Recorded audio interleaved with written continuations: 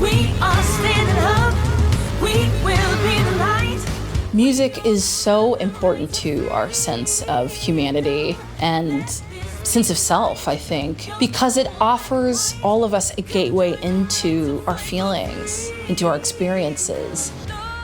This song and the subsequent video project has been in my life for almost 4 years now. Back in 2016, it was that sort of 10-day period where we lost Philando Castile and Alton Sterling, and it was so overwhelming to myself and to so many friends and family around me. I just remember being in my apartment and not leaving for a couple of days. I felt like I couldn't face the world, and I felt like I needed to do something. So I started on the guitar and started just kind of playing this sort of like rhythmic riff, and it felt like an opportunity to create just like a bigger project and bring more people in, and it grew into the release of this video and single. I worked with incredible director Tyler Newhouse, who's in charge of all of the visuals in the video, my friend Julia Madison, who did the performance direction, Tom Gardner, who mixed everything on this track. He started bringing more people in. Then COVID happened,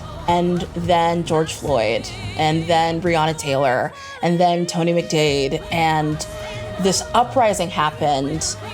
In 2020, I think fighting these two pandemics, right? The actual like COVID-19 and the pandemic of racism that has, sort of wreaked havoc in this country, gave us a really great opportunity to highlight two incredible organizations, Campaign Zero and the Movement for Black Lives. So all of the proceeds that have gone to those two organizations. This was the time to do it because people are listening and are ready to take action. So the cool thing about this is I actually tracked the program drums on the Korg SV1. Like in Logic, I got to the Caverns drum kit, which is a great sounding drum kit.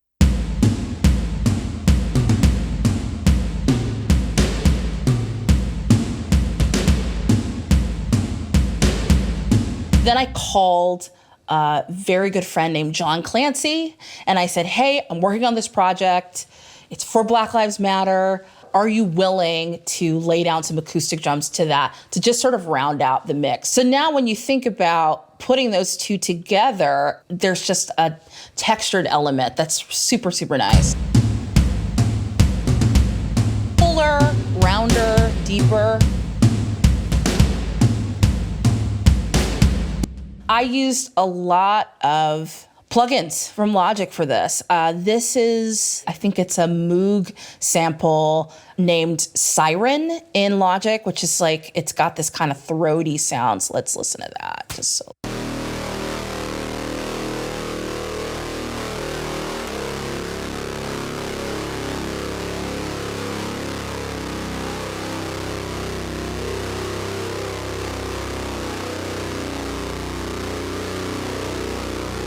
It just is kind of a nice texture to have. So I used a different synth in that Logic pack under the name Underwater Synth, and that's an octave down, I believe, from where we were.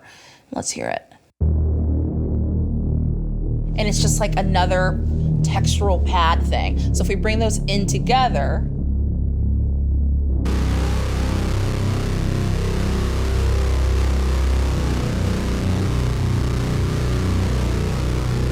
and I love that sound too because it sounds like multiple synths happening at once. There's like a harmonic thing almost. I like stacking octaves always because it gives you options, even if you don't end up using them. So the second verse, I layered in an organ sound from the Korg SV1. I went up the octave, did another sort of thing to just fill out the voicing here. So if we just listen to just the synths here.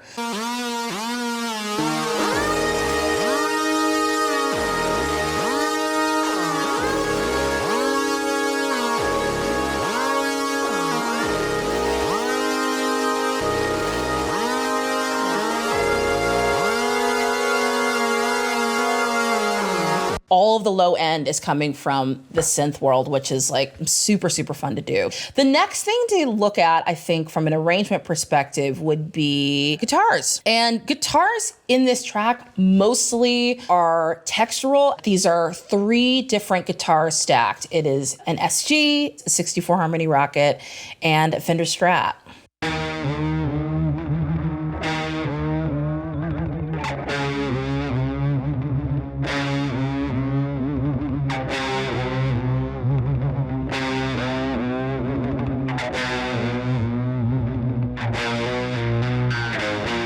So let me give you some context with the keys now if we bring those in.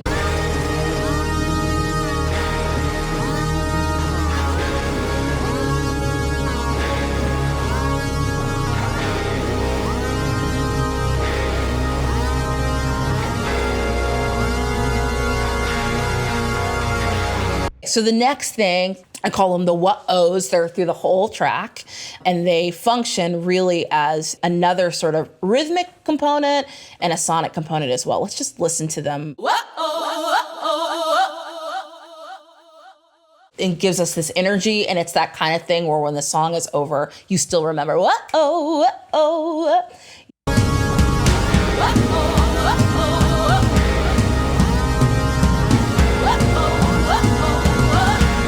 So if we're just soloing the lead, we get this. Look at the world that we live in. Look at the trouble and pain. Look how all is forgiven. When we lose so many in vain. If you track vocals closely, you can put anything in a bigger room, but it's harder to track a vocal in a bigger space and to make it sort of more intimate, right? So 85 to 90% of what you're hearing vocal-wise, instrumentation-wise, I am either singing or playing. There's a choir at the end, Crystal Monet Hall, who does a sort of outro at the end, and then another singing friend, Melanie Nyama, she did another stack in that same octave. We are standing up, we will be the light. Just completely different voice, right? And then she also did a lower stack, because she's got that range as well. We are standing up, we will be the light. So then when you put those all together, again, it's like there's just all of a sudden all this dimension. We are standing up, we will be the light. We all deserve the right to freedom. I love unison stacks so much. So one more thing I wanted to point out in the vocals that always, a question that always comes up. It's right here at this break at the very end.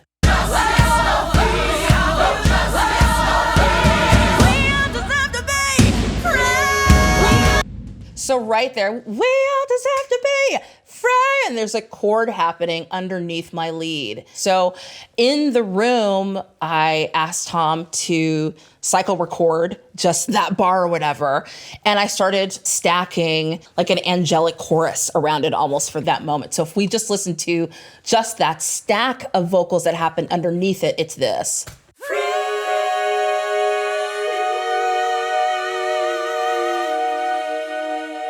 So in context of the whole track, it was just me sitting and going, free, free, free, free, free, like trying to every single note I could pull out so then we could have these two together. I deserve to be free.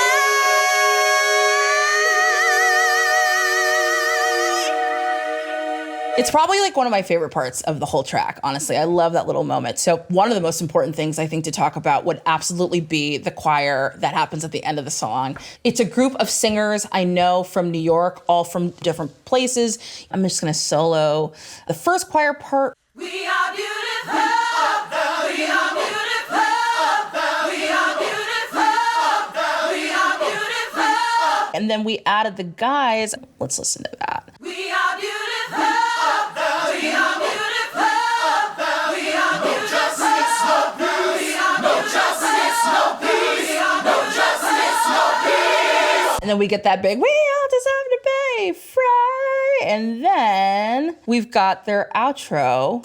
Let this be the night, young, old, black, and white.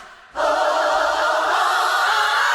I cannot do this without pointing out this incredible ad lib from my dear friend, Crystal Monet Hall. I said at the end, I've been singing this whole song. I don't want to hear any more of myself. And she did so many incredible things, but these are the things that we grabbed. For freedom.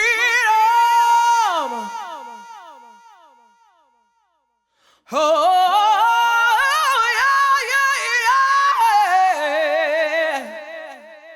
Just incredible. Again, in the beginning, when I was just sort of doing a demo of everything, I was sort of doing everything sort of rough and dirty. And I think the main thing I want to say about this guitar solo is I retract everything else. I did everything else through the vibroverb with a couple of effects, a Keeley Electronics magnetic echo delay with like a Monterey pedal, and then a Minitone Thundering Revival, which is one of my favorite distortions. So we did all that stuff for all the other guitar stuff. But then when it came back to the solo, and this was tracked direct in to the UA Twin with, I believe it's like the Live Room Stack amp modeler. I had the Minitone Revival and the Magnetic Echo going, but it's that and Tom Gardner's amazing mixing is this guitar solo. Let's just hear a little bit of this.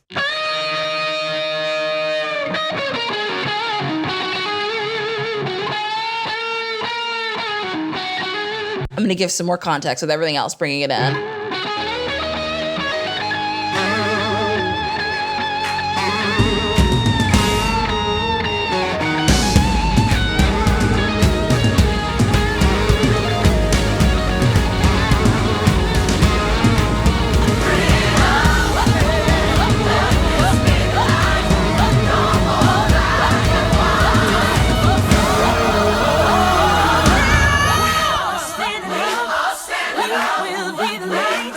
I would hope people would be inspired by my need to speak to the times with the music that I write. It feels like a duty for me as an artist, and I answer the call gladly.